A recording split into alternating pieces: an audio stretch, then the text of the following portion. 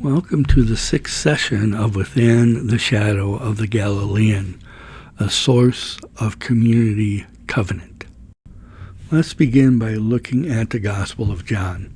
The Gospel of John has a unique order to the things that happened during Jesus' life. For example, in the Gospel of John, Jesus comes to the temple and has an episode there where he casts out and turns over tables. But in the Gospel of Matthew, Mark, and Luke, that happens at the end of Jesus' ministry, not at the beginning.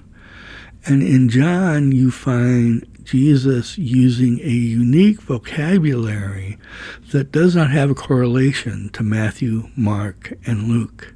And so we often consider the Gospels of Matthew, Mark, and Luke synoptic Gospels, or Gospels when you set them side by side have a unique way of being seen. One of the unique things that Matthew, Mark, and Luke have together is that Matthew and Luke follow the order of Mark's episodes throughout their Gospels. So whatever happens in Mark happens in the same order in Matthew and Luke predominantly. And when you set those episodes side by side, you discover that much of the wording is very similar. Matthew and Luke may do some editing to what Mark says or writes, but predominantly they follow the wording within Mark's episodes. So the people that use the tools of modern biblical interpretation who study the Gospels think that Matthew and Luke had a written copy of the Gospel of Mark they used as they wrote their Gospels. But as you look closely at Matthew and Luke, you discover they have other teachings and episodes in the life of Jesus that they have in common, some type of written source that they do not get from the Gospel of Mark. This is often known as the saying source, or quella, or Q Gospel, to look at the written material that Matthew and Luke hold in common. I am going to call this written source that Matthew and Luke have inherited a community covenant for the discipleship communities that developed in Galilee during and after Jesus' life. We don't often use the word covenant, so it may not be familiar with us. But a covenant is a solemn promise to engage in and refrain from specific actions. So in the modern world, covenants include marriages, and within all contracts, there is the assumption of a covenant of good faith that is legally binding.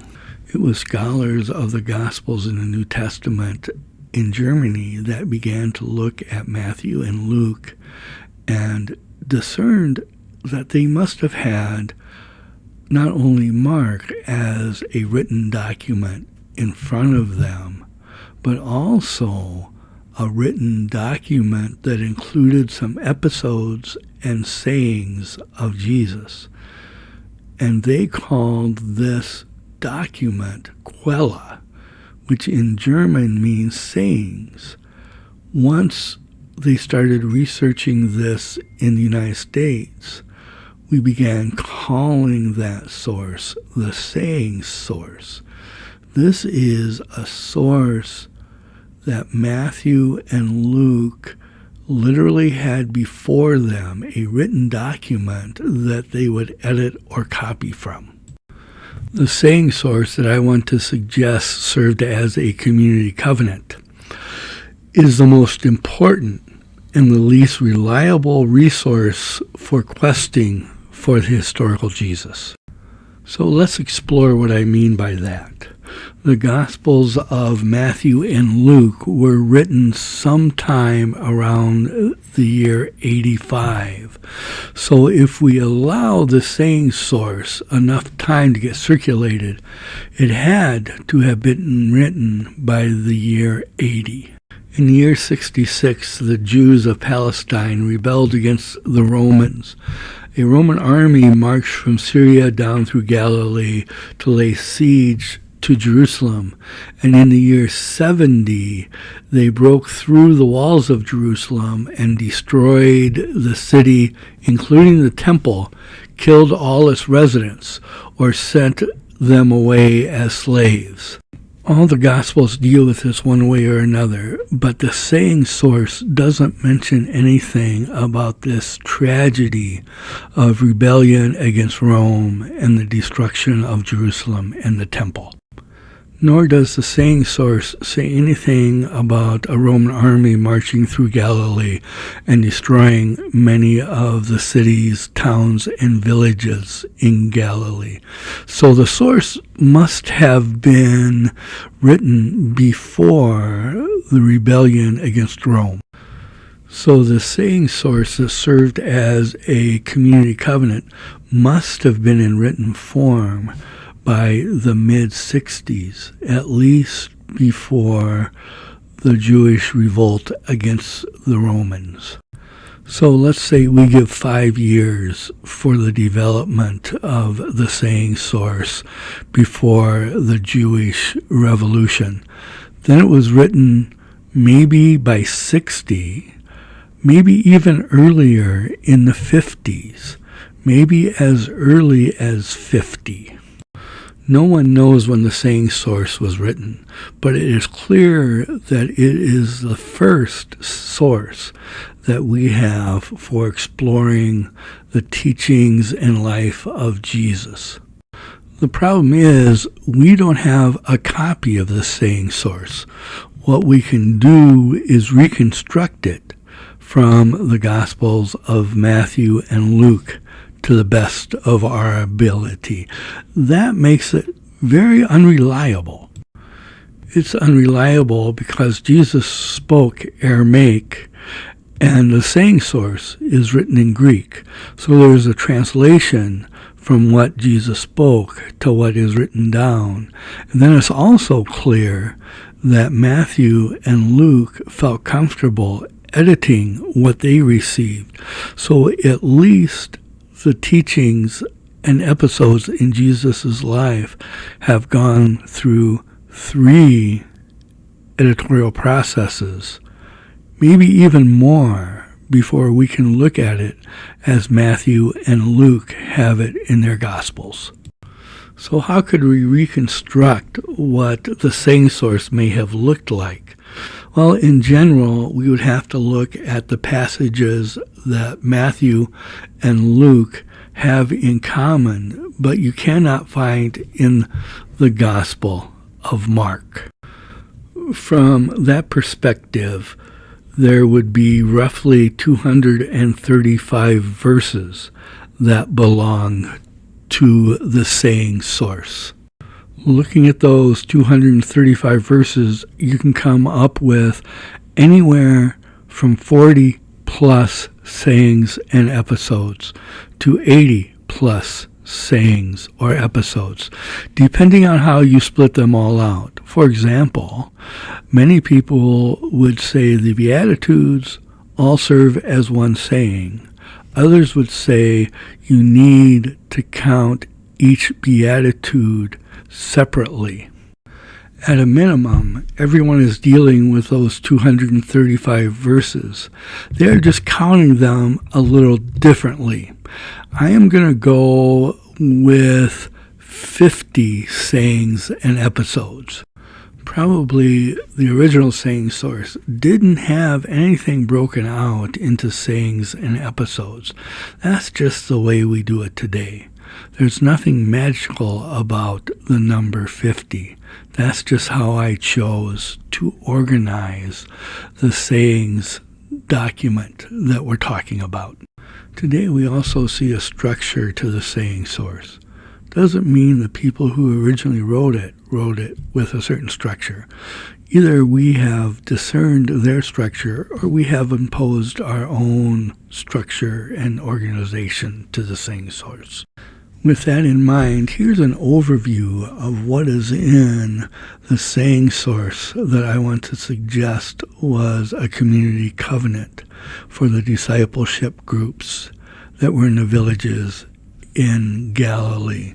It begins with the preaching of John the Baptist that you can find both in Matthew and Luke, and then goes on to the temptation of Jesus that once again you only find in Matthew and Luke. So by now I think you're getting used to understanding these are sayings and episodes we find in Matthew and Luke, but not in Mark. So let's move on without making that reference anymore. Following the temptation, there is a series of teachings by Jesus about discipleship. Many of them you find in the Sermon on the Mount. In the next section of the saying source, Jesus shares sayings about John the Baptist and about the generation that Jesus is confronting while he is alive. Following that session, the next session, Jesus talks about discipleship and on disciples going on mission. Following that, there's brief teachings about prayer. There are controversy stories then that follow about Jesus and the generation within which he is living. Then there's sayings about anxiety. Following that, there are sayings about the coming judgment of this generation in which Jesus lives. Following the few sayings about the generation in which Jesus lives, there are two parables, the parable of the mustard seed and the parable of the leaven. Jesus then sets out what he calls two ways, the way of entering the narrow gate, the way of walking through the wide gate. Then there's just a series of miscellaneous sayings, including a parable. And finally, the concluding section are sayings on the coming of the Son of Man. In the saying source are some of the most familiar passages from the Gospels of Matthew and Luke. From John's preaching, we get, "You brood of vipers, who warned you to flee from the wrath to come?" During the temptation, Jesus says, "You shall not live by bread alone." He calls his disciples to love their enemies, to build their house on the rock and not the sand. Jesus is asked for a sign and tells those people who ask that Nineveh will arise at judgment with this generation and condemn it. He has bad things to say about the Pharisees. He invites us to live as the lilies of the field. He says, "Do not think that I have come to bring peace on earth. They will be divided, father against son, son against father, mother against daughter, daughter against mother." He shares two parables, one about a mustard seed. What is the kingdom of God like, and to what can I compare it? It is like a grain of mustard seed. He offers a lament over Jerusalem, "O Jerusalem, Jerusalem, killing the prophets and stoning those who are sent to you." He talks about salt and says, salt is good, but if the salt loses its taste, how shall its saltiness be restored? He talks about God and mammon, or money, saying you cannot serve God and mammon. He talks again about a mustard seed. If you have faith as a grain of a mustard seed, you could say to this sycamore tree, be uprooted and be planted in the sea, and it would do it. He talks about the coming of some figure called the Son of Man, and says that when the Son of Man comes, it will be like lightning flashing and lights up in the sky from one side to another. So it will be when the Son of Man comes. This is just a brief review of how the saying source may have been organized, and a couple of the sayings or stories you could find in the saying source. Let's look at the Beatitudes now that are found in Matthew and Luke, and see how by comparing and contrasting those two sets of Beatitudes, we may be able to discover what was in the saying source document that both Matthew and Luke may have had. Matthew and Luke had 4 Beatitudes, or 4 blessings, that they have in common. One has to do with the blessing of poor. The next one has to do with people who are hungry. There is one about weeping and being comforted. There is another one about being hated on Jesus' behalf. If we put those blessings or beatitudes side by side, you will see some interesting comparisons. First, both Matthew and Luke have those blessings in a different order. And then while Luke talks about those who are poor being blessed, Matthew talks about those who are poor in spirit. Luke talks about those who are hungry being fed, while Luke talks about those who hunger for justice. Luke talks about those who weep shall laugh, while Matthew talks about those who mourn shall be comforted. While the first 3 seem to be a different order in Matthew and Luke, the 4th one is directed to the disciples and seems to round off the Beatitudes or blessings and says, "Blessed are you when you are hated or when you are reviled on account of the Son of Man." But then it concludes that they can rejoice and leap with joy because God's prophets were treated the same way. As is often the case, it seems that Luke is closer to the sayings source document than Matthew. It seems that Matthew was more willing to do editing than Luke was. So probably reconstructing the saying source, the Beatitudes in the saying source, they probably go something like this. "Blessed are you poor, for yours is the kingdom of heaven. Blessed are you who hunger now, for you shall be satisfied. Blessed are you who weep now, for you shall laugh. Blessed are you when people hate you on account of the Son of Man, for that is how our ancestors treated the prophets." This is a brief introduction to the saying source, and we've looked briefly at an outline and then at the blessings or beatitudes that Jesus offers to his village discipleship communities that they have kept alive and eventually wrote down through a number of editions that finally reach Matthew and Luke, which they did not hesitate to revise as well. So what can we take away from this? First, we need to understand the saying source is the most reliable source that we have for exploring the life of Jesus. But at the same time, it is always a reconstructed source for exploring the life of Jesus.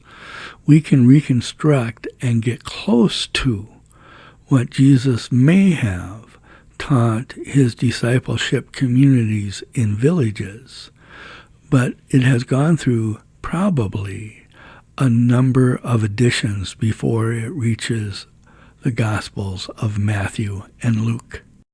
So while the saying source does not literally verbatim tell us what Jesus said and what Jesus may have done, it does tell us, or it does share with us, the essence of who Jesus was and what Jesus taught these discipleship communities.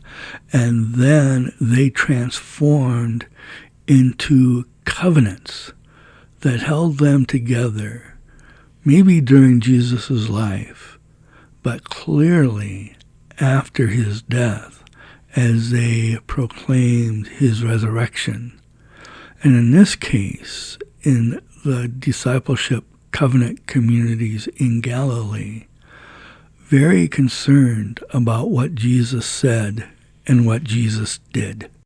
But we aren't done with this sayings source community covenant yet. We have not talked about the parables or the controversies that we find in this saying source or in the Gospel of Mark. That will be our topic for next week.